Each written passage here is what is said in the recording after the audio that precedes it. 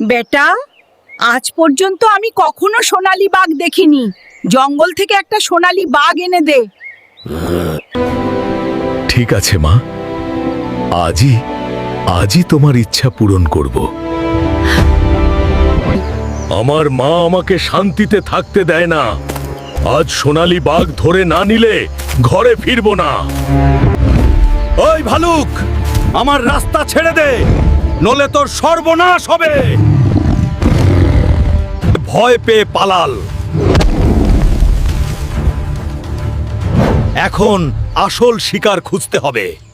ও সোনালী বাঘ, আমার সাথে চল, না হলে জোর করে নিয়ে যাব। মা খুশি হলে আমার কষ্ট সার্থক। আরে বেটা, তুই তো সত্যিই আমার হীরার ছেলে।